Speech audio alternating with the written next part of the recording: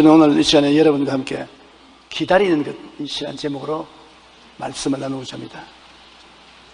제가 어릴 때 자란 우리 집은 시골 산장에 있는 진장이라는 곳입니다. 그 이름을 진장이라고 부르는 것은 구한말에 군대가 거기에 주둔했기 때문에 진장이라고, 진을 쳤던 장소라고 부릅니다. 그러므로 한 주일에 한 번씩 어머니가 진장에서 저와 동생들은 진장에 남겨두고 장 보러 가십니다. 일주일 먹을 식료품을 진장에서 언양읍내까지 가서 장을 보아서 오시는데, 모처럼 장 보러 가시니까 아침에 일찍 떠나가셔 저녁 늦게 돌아오는데, 우리 형제들은 어머니가 오는 것이 그렇게 그리워서 어머니를 기다렸습니다. 멀리 언양청 넘어 집으로 돌아오실 어머니를 목매어 기다립니다. 어머니는 멀리서 보아도, 그림만 보아도 저 우리 어머니다 대만히 알아요. 참 지금도 어머니의 걷는 그림 모습이 눈에 훤합니다. 그때 기다린다는 것이 얼마나 지루하고 안타까운지 몰라요. 어머니가 하마나 올까 파리만 잡고 날아다니지 어머니는 오지 아니하시고, 그러다가 어머니가 오는 모습을 바라보면 얼마나 기쁘고 즐겁든지 말로 다 할 수 없습니다. 먼 훗날 내가 목사가 되고 보니 또다시 그 기다림이 계속되게 되었습니다. 이제 어머니를 기다리는 것이 아니라 예수님을 기다리게 되는 것입니다. 하루도 아니고 이틀도 아니고 사흘도 아니고 매일같이 예수님을 기다립니다. 우리 사람들은 무엇을 기다리든지 누구를 기다리든지 기다리다가 이 땅을 지나가는 것입니다. 기다린다는 것은 우리 삶 전체를 이루는 굉장히 중요한 요소인 것입니다. 하나님은 우리들의 삶의 주인이십니다. 우리가 가는 길에 하나님이 따라오는 것이 아닙니다. 우리는 하나님을 따라가는 것이 우리 인생인 것입니다. 많은 사람이 자기를 내가 앞으로 나갈 때 주님께서 따라와 주십시오. 이건 잘못된 기도인 것입니다. 내가 하나님을 쳐다보고 기다립니다.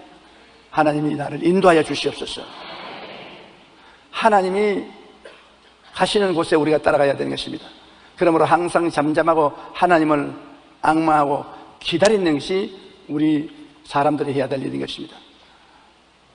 성경에 보면은 서도 바울 선생은 굉장한 신앙인이었습니다. 그는 하나님의 은혜가 충만하고 하나님에 대한 열정이 굉장했습니다. 그러므로 바울에게는 기다리는 것이 굉장히 괴로웠습니다. 무엇이 치고 나가는 것을 좋아했었습니다. 그런데 하나님은 바울이 하나님 앞서 나가는 것을 굉장히 원치 않으셨습니다. 하나님이 성령을 통해서 못 가르칩니다. 우리가 예수 믿거나 신앙생활을 하거나 하나님 사역할 때 우리 힘으로 하지 않습니다. 성령이 언제나 함께 역사하는 것입니다. 눈에 안 보여도 성령을 숫자에 넣어야 되는 것입니다.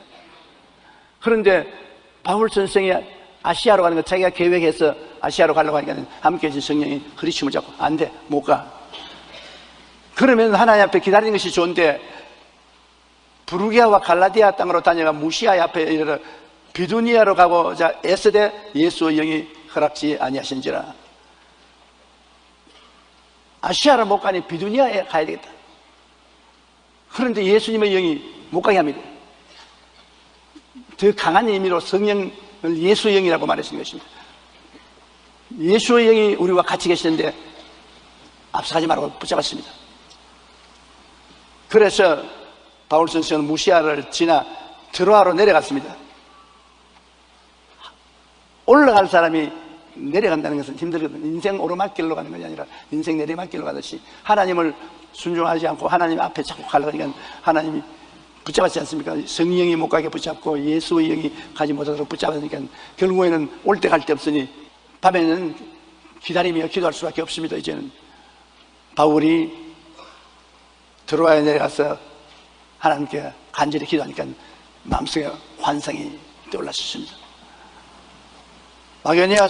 마게도니아 사람 하나가 환상 중에 나와서 그에게 청하여 이르되 마게도니아로 와서 우리를 도우라.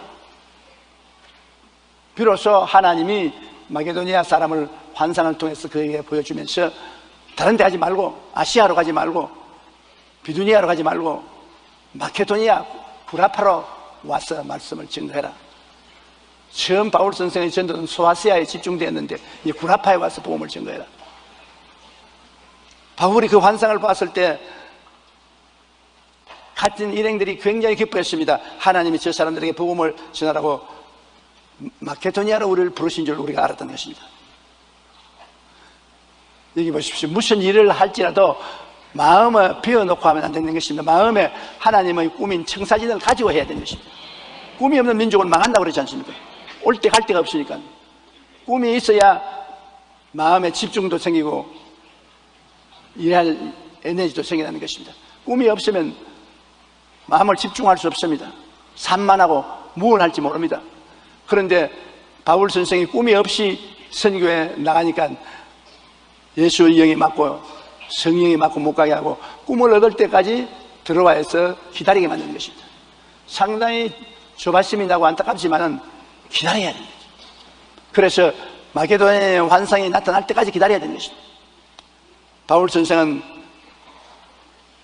마게도니아로 가라는 지시를 받고 난 다음에야 마음에 확신을 가질 수 있었습니다. 성령이 우리 가슴 속에 주시는 크고 작은 꿈을 품고 살 때 우리 삶이 흐트러지지 아니하고 우리 삶이 이루어져 주는 것입니다. 지금 여러분 가슴에 손 얹고 한번 생각해 보십시오. 여러분에게 무슨 꿈이 가슴 속에 있습니까? 무슨 꿈이, 작은 희미한 꿈이라도 내가 장차 가야 될 꿈이 가슴에 있습니까? 없습니까? 없으면 망합니다. 꿈이 없는 백성은 망하려. 꿈이 있으면 내일이 있습니다. 우리가 그를 향해 가니까요. 그러므로 꿈이 우리 마음속에 있다는 것은 굉장히 중요합니다. 시편 40편 1절에 내가 야훼를 기다렸더니 귀를 기울여서 나의 부르짖음을 들으셨도다. 하나님이 우리 마음속에 꿈을 주실 때까지 기다려야 되는 것입니다. 꿈이 없이 시작했다는 인간의 힘으로 어려운 고비에 처해서 무너지고 맙니다. 그러나 마음에 하나님의 꿈을 받아서 꿈을 안고 나가면 동남풍이 불고 서북풍이 불고 지진이 일어나고 천지가 변해도 두려워하지 않습니다. 왜? 하나님이 함께 계시기 때문인 것입니다. 하박국 2장 1절로 3절에 보면 내가 내 파수하는 곳에 서며 성루에 서리라. 그가 내게 무엇이라 말씀하는지 기다리고 바라보며 나의 질문에 대하여 어떻게 대답하시는지 보리라 하였더니 야훼께서 내게 대답하시어 이르시기를 너는 이 묵시를 기록하여 판에 병맥히 새기되 달려가면서도 읽을 수 있게 하라. 이 묵시는 정한 때가 있나니 그 종말이 속히 이르겠고 결코 거짓되지 아니하리라. 비록 더딜지라도 기다려라. 지시되지 않고 반드시 응하리라. 이스라엘 백성이 나아갈 그 길을 하나님 앞에 기다리라는 것입니다. 하나님이 반드시 지시해 줄 테니까 하나님의 지시를 기다려서 나가지 하나님 제껴놓고 정치인들끼리 모여서 일을 하지 말라는 것입니다. 조병준 씨의 따뜻한 슬픔이라는 책에는 기다려야 할 때라는 제목의 글이 있습니다. 그 글에는 작가는 기다림이란 형벌의 시간이며 동시에 축복의 시간이라고 표현하고 있는 것입니다. 기다리는 것이 형벌이다. 그러나 또한 축복이다. 맞습니다. 기다린다는 것이 그 당시에는 얼마나 목마르고 애가 타는지 모릅니다. 그러나 답답하고 힘이 드는 기다림의 형벌은 결국 꿈이 성취되는 축복으로 우리에게 다가오는 것입니다. 그러므로 우리는 환상이나 꿈을 받기 위하여 하나님을 바라보며 기다려야 하는 것입니다. 저도 어떤 일을 소원하고 하나님께 뜻을 묻고 기다렸는데 한 주일이 지나고 한 달이 지나도 아무 대답이 없었습니다. 굉장히 마음에 답답하고 하나님이 나를 떠나셨는가 버리셨는가 그런 생각이 납니다. 그러나 나중에 하나님의 뜻이 마음에 알려질 때 꿈이나 환상이나 음성이나 이웃 사람들을 통해서 알려질 때 얼마나 큰 축복이 되는지 모릅니다. 그러므로 꿈은 괴로움과 즐거움을 동시에 우리에게 가져오는 것입니다. 10억짜리 집에 사는 사람이 1억짜리 집에 사는 사람보다 더 행복할까요? 대학 교수가 유치원 교사보다 성공한 사람입니까? 커다란 외제 자동차를 타는 사람은 띠꼬를 타는 사람보다 성공한 인생이라고 말할 수 있습니까? 성공과 행복의 기준은 단순히 외형에 있지 않습니다. 진정으로 성공한 사람이란 하나님이 원하시는 것을 이룬 사람이 것입니다. 하나님이 원하시는 삶을 사는 것이 성공한 삶입니다. 아무리 거창스러운 일을 해도 하나님이 원치 않은 삶은 먼지와 티끌 같습니다. 강철왕 카네기는 이런 말을 했습니다. 나는 방직 공장에서 일할 때 꿈이 있었습니다. 그 꿈은 방직 공장 최고의 직공이 되는 것이었습니다. 그러나 방직 공장을 그만두고 내가 우체부로 취직을 했을 때 나는 최고의 우체부가 됐다는 꿈이 있었습니다. 어느 날 나는 강철에 손을 대기 시작했습니다. 그리고 내 꿈은 강철왕이 되는 것이었습니다. 그리고 나는 그 꿈을 이루어 정말로 강철왕이 되고 말았습니다. 우리는 기도하고 기다리며 성령께서 우리 마음에 주시는 크고 작은 꿈을 품고 살아가야 합니다. 그러할 때 그 꿈이 언젠가 반드시 이루어지고 삶의 진정한 성공과 행복을 얻게 되는 것입니다. 또 꿈을 얻을 뿐 아니라 우리 삶을 정비하기 위하여 기다려야 되는 것입니다. 일본 도요타 자동차가 큰 어려움에 봉착해 있습니다. 차에 부실한 것이 있어서 리콜을 해서 미국이나 코라파 온 세계 자동차 공장으로도 리콜을 당하고 있습니다. 자동차에 대한 신뢰가 떨어지고 주식값이 떨어지고 절단입니다. 일본이라면 도요타가 상징적인데 왜 그러냐? 너무 자신만만해서 자동차 정비를 잘 못하기 때문인 것입니다. 그러므로 오늘날 도요타가 멈춤하는데 그 멈춤하는 이유는 회개함으로 자기를 깨끗하게 하기 위한 것입니다. 무엇이 잘못됐으면 우리는 당장 서서 리콜을 해서 회개하고 정비해서 새로 출발하면 되는 것입니다. 우리 기독교 신앙에는 회개라는 것이 절대적으로 필요한 것입니다. 매일같이 회개해야 되는 것입니다. 왜냐하면 매일같이 우리가 손발을 씻어야 되는 것처럼 매일같이 회개해야 되는 것입니다. 매일같이 더러워지는 것입니다. 100% 온전한 사람은 아무도 없습니다. 잠언서 28장 13절에 자기의 죄를 숨기는 자는 형통하지 못하나 죄를 잡아가고 버리는 자는 불쌍히 여김을 얻으리라. 죄 지어놓고도 죄를 감추면 불쌍히 여김을 받지 않지만 죄 지어놓고 죄 지었다고 회개하고 돌아서면 불쌍히 여김을 받습니다. 나는 요사이 신문에 보고 일본의 토요타 자동차 사장이 국내외 회개하고 미국의 청문회에도 쓰겠다고 겸손에 나오는 거 보고 굉장히 마음에 감동했습니다. 그분은 일본의 수상과 같은 정도로 존경을 받는 사람인데 회개한단 말입니다. 그러니까 존경심이 생기지 않습니까? 그런 사람이 내가 무엇 때문에 회개해? 내가 무엇 때문에 청문회했어? 그렇게 버티면 버틸 수 있지요. 그러나 그 결과는 버림당하는 것입니다. 고린도후서 7장 1절에 사랑하는 자들아 이 약속을 가진 우리는 우리 하나님을 두려워하는 가운데 거룩함을 온전히 이루어 육과 영의 온갖 더러운 것에서 자신을 깨끗하게 하자. 우리가 왜 하나님 앞에 기다리는 삶을 사느냐? 나를 깨끗하게 하기 위해서 시간이 필요합니다. 때 닦는데 시간 필요하지 않아요. 우리가 무엇인지 일사천리로 한다고 잘하는 것 아닙니다. 하다가는 기다리면서 자기를 되돌아보고 자기를 정비해야 되는 것입니다. 더구나 먼 길을 가려고 할 때는 자동차를 굉장히 정비해서 부품을 다 갈아 끼우고 출발해야 되는 것입니다. 그 정비하는 시간이 버린 시간이 아닙니다. 굉장히 중요한 시간인 것입니다. 우리 인생도 마찬가지인 것입니다. 우리가 주일날 교회에 와서 하루 종일 시간을 보내는 것 낭비가 아닙니다. 와서 기다리는 것은 우리를 정비하는 시간인 것입니다. 우리가 잘못되어 가는 것을 회개하고 씻어내는 준비하는 시간이 바로 교회에 와서 예배드리는 시간입니다. 시간이 있을 때 기도원에 가서 예배드리는 건 시간 낭비같이 보이지만은 아닙니다. 자기를 정비하는 시간인 것입니다. 그렇게 하는 사람은 자기를 깨끗하게 하고 하나님의 은총을 받을 수 있는 것입니다. 또한 우리가 주님 앞에 기다리고 정비하는 것은 십자가의 오중복음, 삼중축복을 마음속에 확인해보고 가기 위한 것입니다.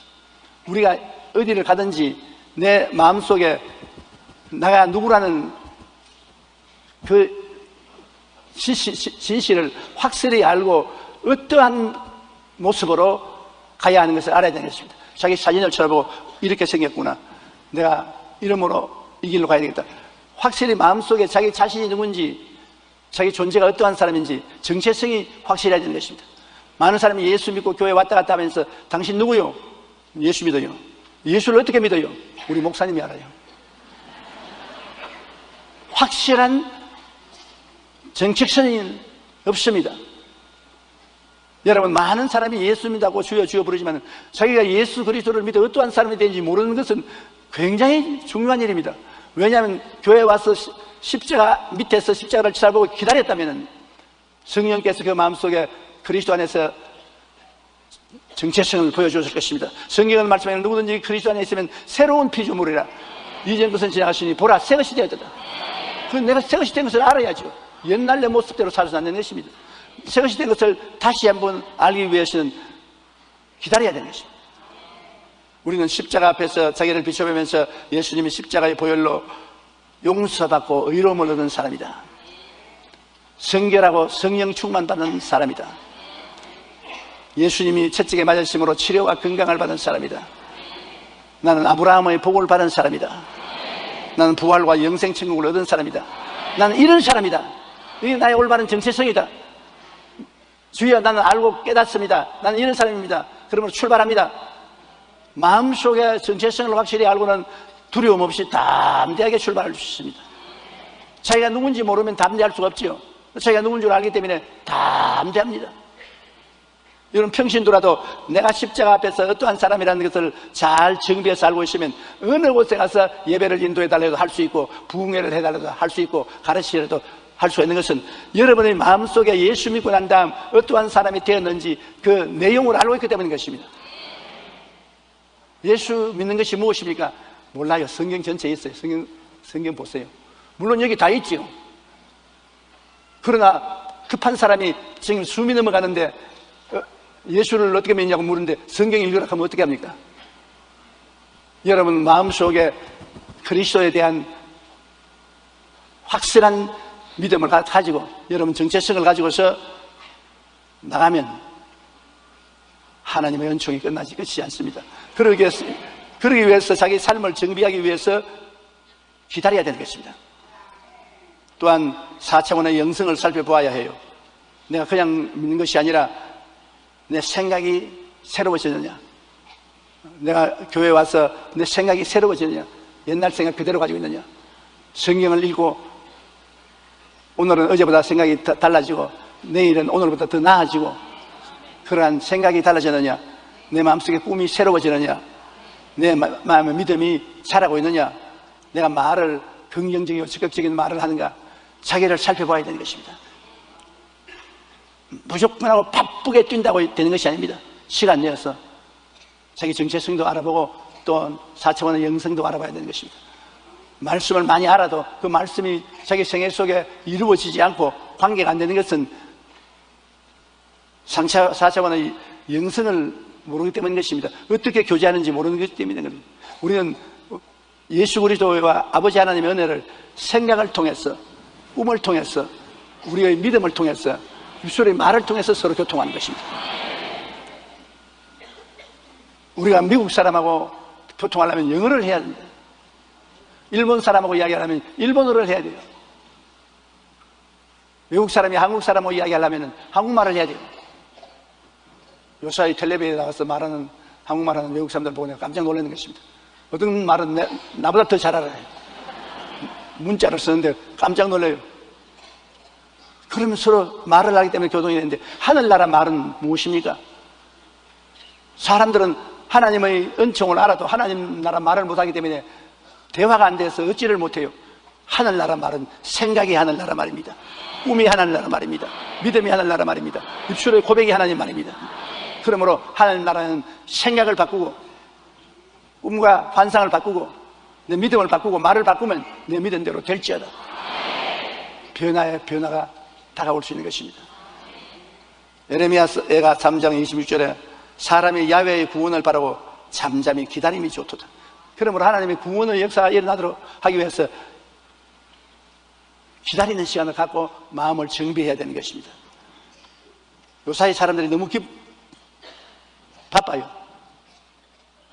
밥도 바쁘게 먹고 일도 바쁘게 하고 잠도 바쁘게 자고 대화도 바쁘게 하고 죽기도 바쁘게 죽습니다. 좀 슬로우해야 돼요. 시편 123편 1절로 2절에 다윗은 이렇게 말했습니다. 하늘에 계시는 주여, 내가 눈을 들어 주께 향하나이다. 상전의 손을 바라보는 종들의 눈같이, 여주인의 손을 바라보는 여종의 눈같이 우리의 눈이 야훼 우리 하나님을 바라보며 우리에게 은혜 베풀기 주시기를 기다리나이다. 상전의 손을 바라보는 같이, 여주인의 손을 바라보는 같이 우리가 하나님을 기다리면 하나님이 우리에게 은혜와 능력을 주시는 것입니다.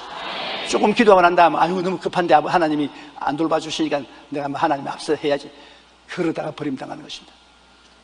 하나님이 주시는 능력을 받아서 일을 해야지요. 다윗은 시편 40편 1절에 내가 야훼를 기다리고 기다렸더니 귀를 기울이서 나의 부르짖음을 들으시더라고 고백했습니다. 이처럼 영적으로 성숙한 신앙인은 하나님을 기다리고 또 기다린다. 조금 기다렸다고 기다린 거 아닙니다. 기다리고 또 기다린다.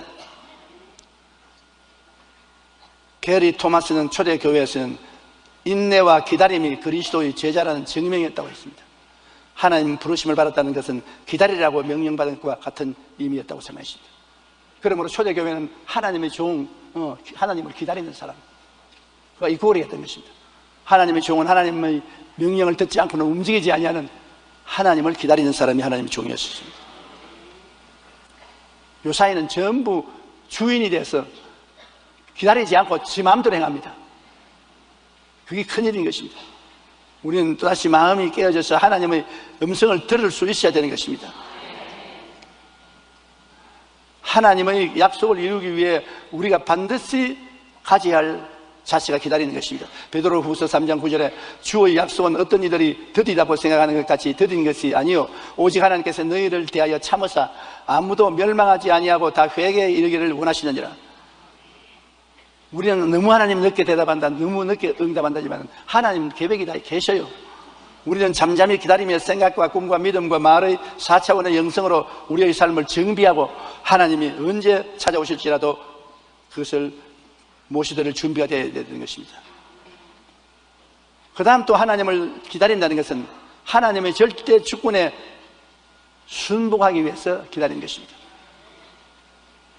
계급이 낮은 사람이 계급 높은 사람을 기다리는 것입니다.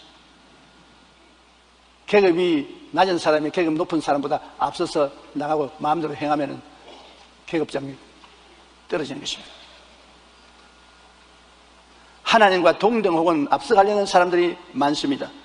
그건 기다리지 않고 나가는 사람들인 것입니다. 하나님이 분위를 무시한 것입니다. 바벨탑의 사람들은 바로 그런 사람입니다. 노아의 홍수 이후에 살아남은 사람들이 우리가 탑을 쌓아 하늘 꼭대기에 닿게 하고 하나님과 동등하게 탑을 세우고 흩어짐을 면하자. 하나님이 지상에 흩어져서 하더라도 우리 그것을 면하자고 말했던 것입니다. 그래서 하나님이 그들을 괘씸히 여기서 내려와 보시고 언어를 혼잡게 하며 그들은 바벨탑을 짓다가 못 짓고 말하는 것입니다. 기다리지 않았었어요. 노아 홍수의 후에 그들이 나아갈 때 하나님의 지시를 받고 지구에 하나님이 원하시는 곳에 흩어져 살아야 되겠는데 흩어져 살지 않고 니무롯이라는 영웅이 생겨나자 그를 중심으로 해서 나라를 세우고 탑을 지어 하나님 보좌에까지 올라가게 하고 홍수가 다시 와도 움직도 안 나도 우리 사람 중심으로 살자, 그와 같은 계획을 세웠다가 망하고 마는 것입니다. 성경에 우시아 왕도 왕하 중에 우시아 왕은 대단한 왕입니다. 외국과 싸워 이기고 나라를 부강케 한 나라로서 금은이 풍부하고 아주 부귀한 나라가 되었습니다. 그러자 그 마음에 교만함이 들어왔습니다. 아니, 내가 임금 노릇만 하고 뭐냐, 내가 제사장 노릇도 하지. 나 임금 노릇도 하고 성전에 들어가서 하나님께 제물 드리는 제사장 노릇도 다 내가 하지 뭐 다른 사람 시킬 거느냐. 교만해졌습니다. 기다려서 하나님이 정하신 직분을 다해야지 하나님 원치 않는 직분을 제가 행했습니다. 성전에 들어가서 제사장 내놓고 하나님께 향을 피워드립니다. 제사장이 놀라서 젊은 제사장들과 함께 들어가서 임금님을 붙잡아 끄집어냈습니다. 이것은 왕이 할 일이 아닙니다. 제사장이 할 일입니다. 이거 하면 큰일 납니다. 그러니까 우시아가 돌아서 화를 확 내니까 즉시로 이마에 문둥병이 생겼습니다. 나병이 생기면 절대로 하나님 앞에 못 서요. 그 길로 그는 성경에서 나와서 평생 나병 환자로서 벨궁에 살고 비참하게 죽은 것입니다. 하나님은 교만한 자를 미워하고 물리치는 것입니다. 교만은 패망의 선동이요 멸망의 앞잡이가 되는 것입니다. 잠언서 14장 29절에 노하기를 더디하는 자는 크게 명철하여도 마음이 조급한 자는 어리석음을 나타낸다. 전도서 5장 2절에 너는 하나님 앞에서 함부로 입을 열지 말며 급한 마음으로 말을 내지 말라. 하나님은 하늘에 계시거든 땅에 있음이니라. 그러므로 하나님 앞에 겸비하고 낮아지고 잠잠히 하나님의 인도하심을 기다려야 되는 것입니다. 마리안 안디슨은 미국의 유명한 복음 가수인 것입니다. 여러분 중에 마리안 안데슨이 부르는 노래를 들어본 적이 있죠?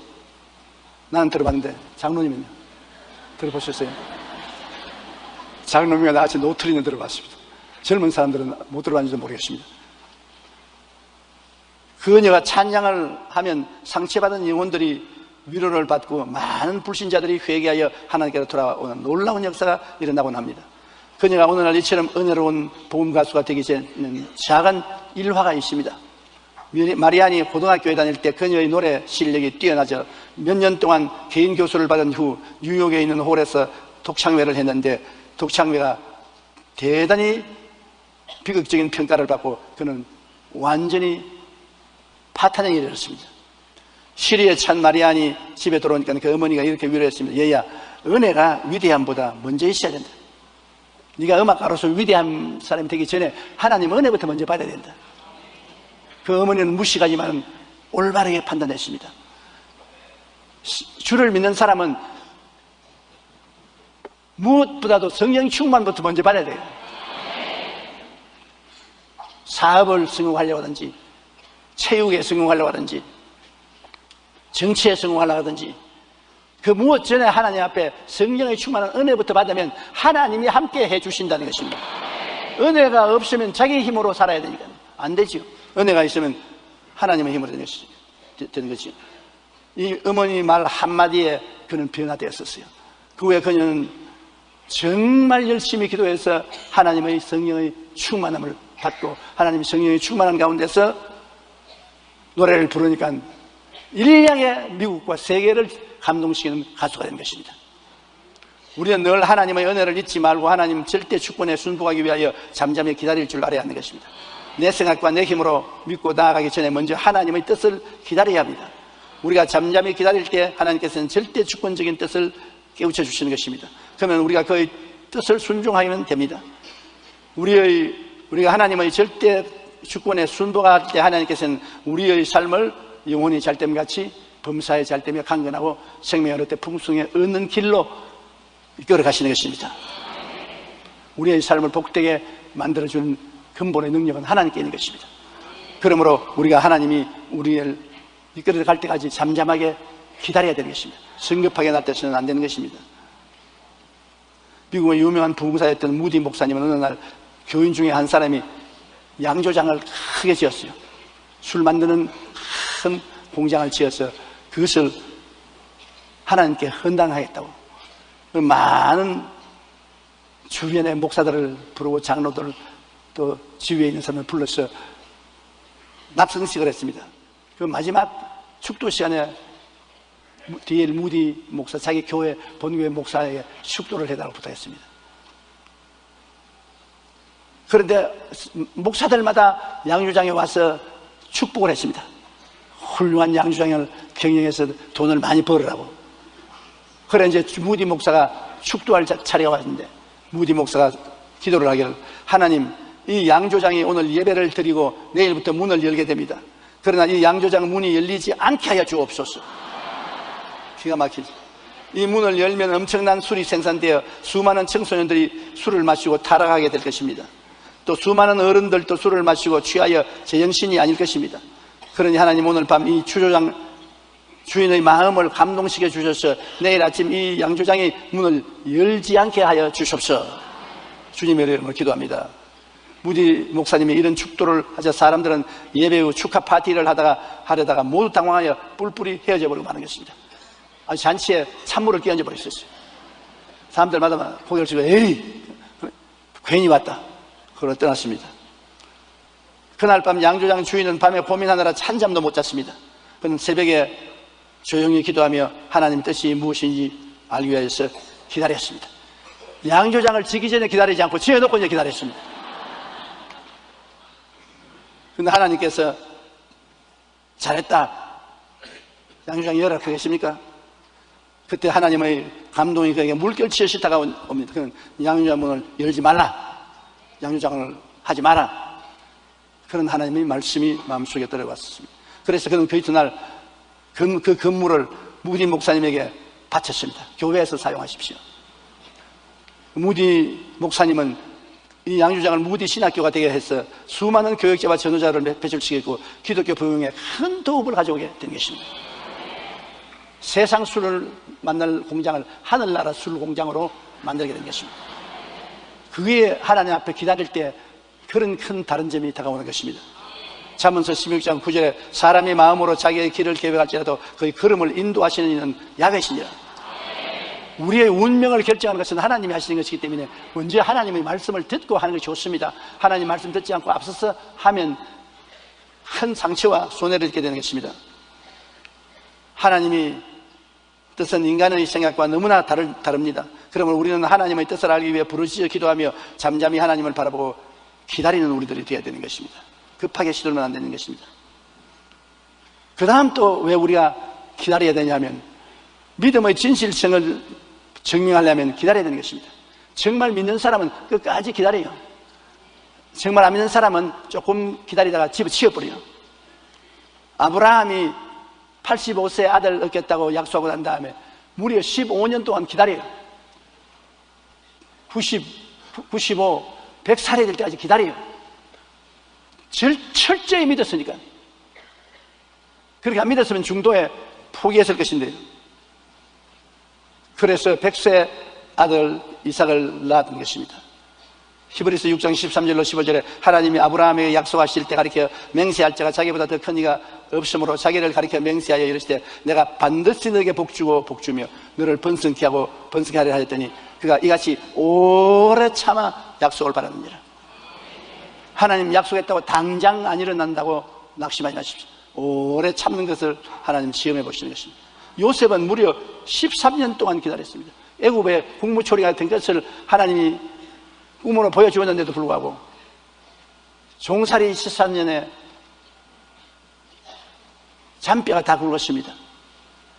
그 오랜 기다림 후에 하나님이 그를 애굽의 국무총리로 만들어 주신 것입니다. 얼마나 기다린 것이 안타깝고 답답하게 했습니까? 시편 105편 17절로 19절에 그가 한 사람을 앞서 보내셨으며 요셉이 종으로 팔렸도다. 그의 발은 차고에 차고 그의 몸은 쇠사슬에 매였으나 곧 야훼의 말이 응할 때까지 그의 말씀이 그를 단련하였도다. 잠언 16장 9절 사람이 마음으로 자기의 길을 계획할지라도 그의 걸음을 인도하시는 야훼시니라. 하나님이 당신의 뜻을 이루기 위해서 요셉을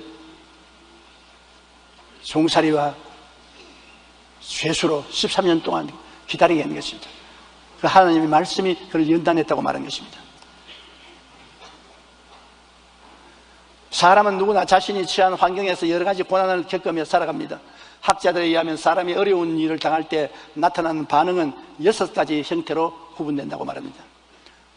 고난이 다가오면 첫째 기피 또는 은둔형입니다. 어려움이 오면 도망치고 회피하려는 태도인 것입니다.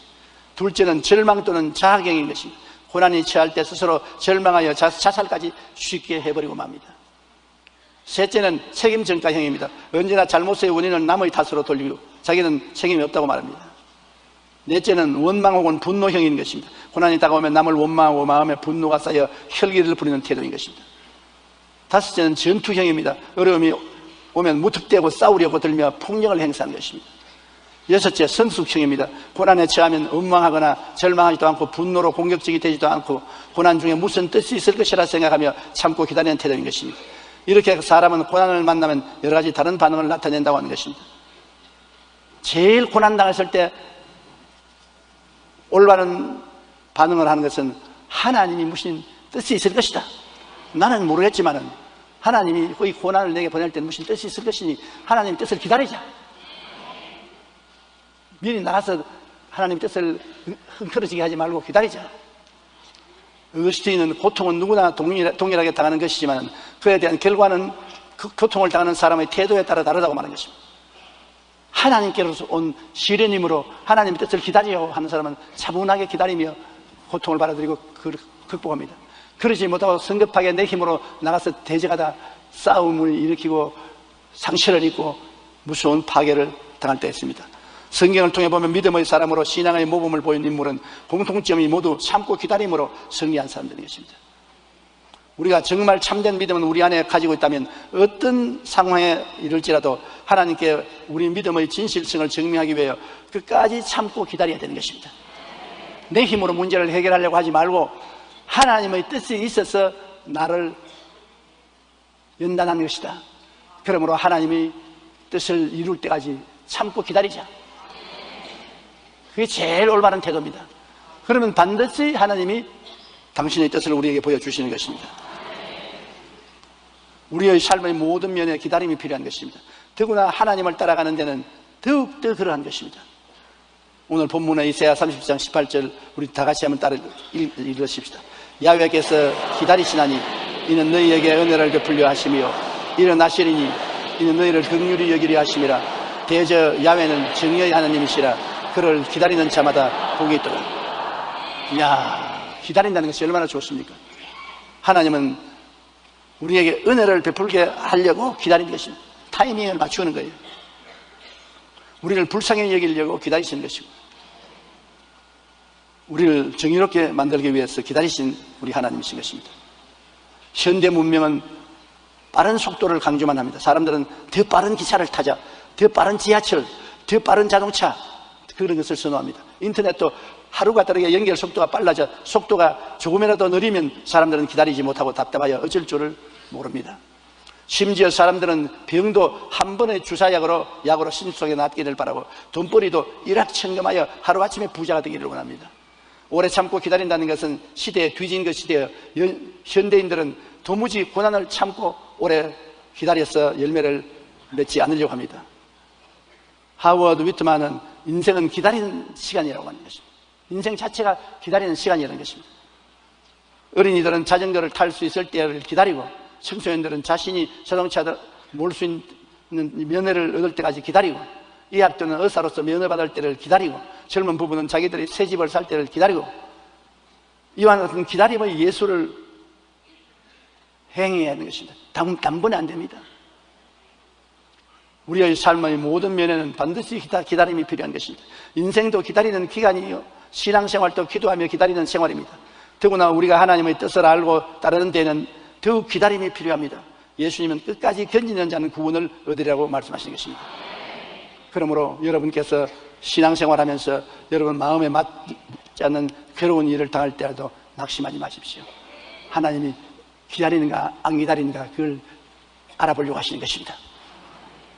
왜냐하면 하나님은 예수님 보혈을 주고 여러분을 사셨습니다. 하나님 앞에 귀하고 귀한 존재인 것입니다. 여러분이 당하는 여러 시험과 환난은 하나님이 아시고 여러분이 당하는 것입니다. 그러므로 하나님이 나를 아시기므로 하나님 뜻이 이루어지시옵소서 기다리는 것이 좋습니다. 우리 기도드리겠습니다. 하늘에 계신 우리 아버지요, 우리가 이 땅에 살면서 여러 가지 고난을 당할 때 낙심할 때가 많습니다. 아무도 몰라주고 나 혼자 이래같이 망하는 줄로 탄식할 때도 많습니다. 그러나 고난을 통해서 하나님은 우리에게 여러 가지 일을 알아보시는 것이옵니다. 우리를 기다리게 만드심으로 우리를 장성하게 하시고 하나님을 공경하는 겸손한 사람이 되게 하시고 또 하나님 주신 꿈을 마음속에 받아들이게 하시고 또 하나님의 절대 주권에 복종하게 하시고 여러 가지 변화를 갖다 주는 것입니다. 그러므로 우리는 신앙생활에 기다림이 절대로 필요합니다. 조급하게 느끼지 말고 기다릴 줄 아는 우리들이 되게 도와주시옵소서. 예수님 이름으로 기도합니다.